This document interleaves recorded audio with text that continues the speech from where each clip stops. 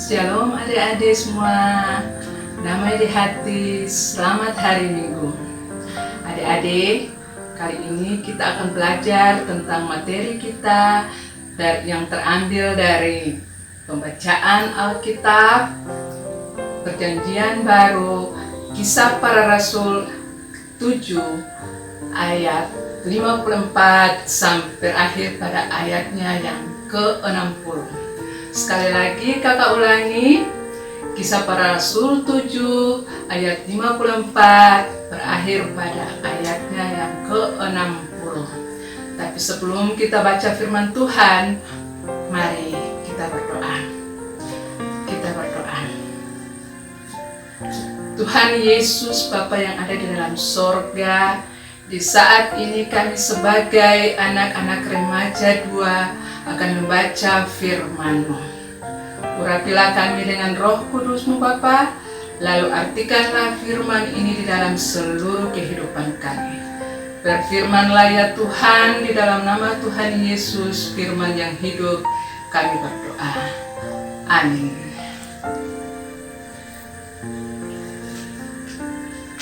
Mari adik-adik, kita baca bersama-sama Kisah Para Rasul 7 ayat 54 dan berakhir pada ayatnya yang ke-60. Demikian bunyinya. Stefanus dibunuh, Saulus hadir. Ketika anggota-anggota Mahkamah Agama itu mendengar semuanya itu, sangat tertusuklah hati mereka. Maka mereka menyambutnya dengan gertakan gigi. Tetapi Stefanus yang penuh dengan Roh Kudus menatap ke langit lalu melihat kemuliaan Allah dan Yesus berdiri sebelah kanan Allah. Lalu katanya, "Sungguh, aku melihat langit terbuka dan Anak Manusia berdiri di sebelah kanan Allah." Maka berteriak-teriaklah mereka dan sambil menutup telinga serentak menyerbu dia. Mereka menyeret dia keluar kota lalu melemparinya.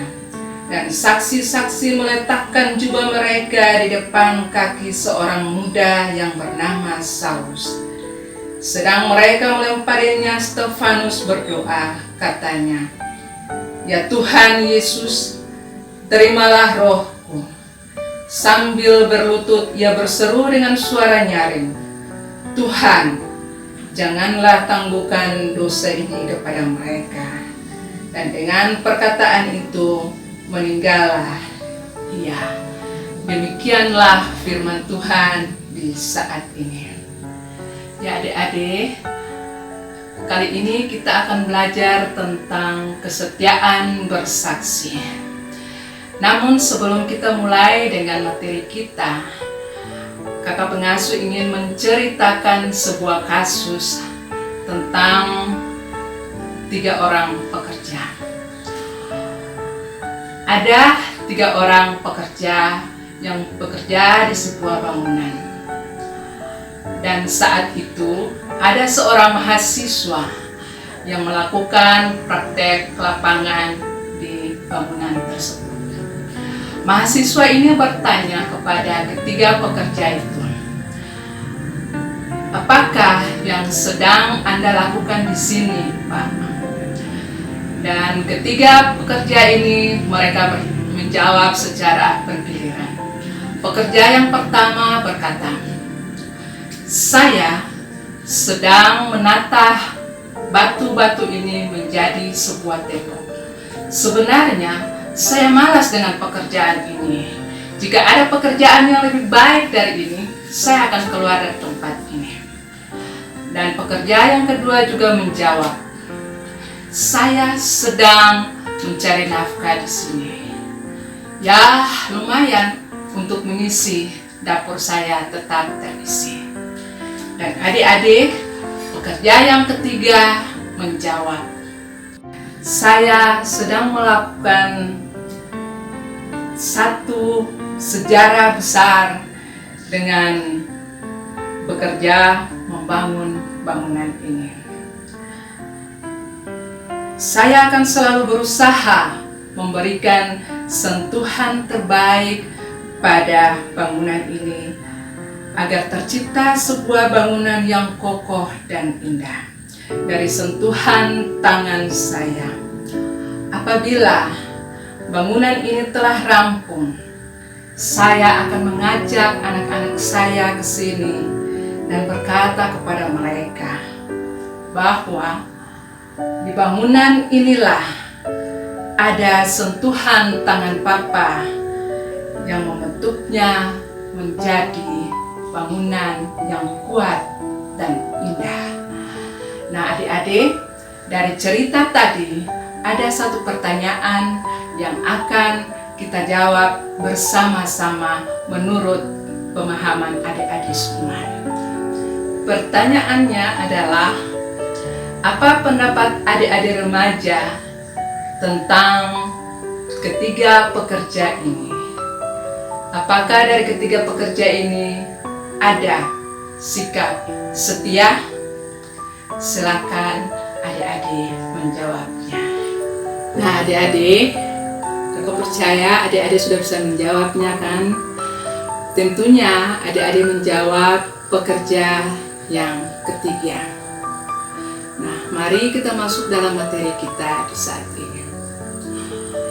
Adik-adik, sebagaimana yang kita ketahui, Stefanus adalah salah satu orang dari 7 orang diaken yang dipilih oleh para rasul untuk melakukan tugas pelayanan melayani jemaat. Kita ketahui juga bahwa Stefanus adalah seorang yang sangat penuh dengan iman dan penuh dengan Roh Kudus. Kita bisa membacanya itu dari pasal 6 ayat yang kelima. Dalam melaksanakan tugas pemberitaan Injil, Stefanus sering diperhadapkan dengan sikap orang-orang Yahudi yang selalu membencinya dan ingin membunuhnya. Namun, Stefanus tidak menyerah. Stefanus selalu melakukan tugas pelayanannya karena dia percaya bahwa Tuhan Yesus selalu menyertai dan memberkatinya. Adik-adik, Stefanus dalam menghadapi orang-orang seperti ini, Stefanus tetap setia untuk memberitakan kebenaran firman Tuhan di dalam seluruh kehidupannya. Stefanus tetap memilih menyatakan kebenaran firman Tuhan walaupun ia tahu bahwa risikonya sangatlah berat. Risiko yang dia hadapi adalah besar, sebab sebagaimana yang kita ketahui, pada akhirnya Stefanus dibawa oleh orang-orang Yahudi keluar kota untuk membunuhnya dengan cara melemparinya dengan batu sampai mati. Rasul Paulus pun demikian dalam melakukan tugas pelayanannya. Dia sering diperhadapkan dengan persoalan-persoalan atau tantangan-tantangan yang dia hadapi. Dia berkata dalam Filipi 1 ayat 21, bagiku hidup adalah Kristus dan mati adalah sebuah keuntungan. Jadi adik-adik, itu adalah sikap orang Kristen yang memiliki untuk tetap setia menyatakan dan melakukan kebenaran firman Tuhan.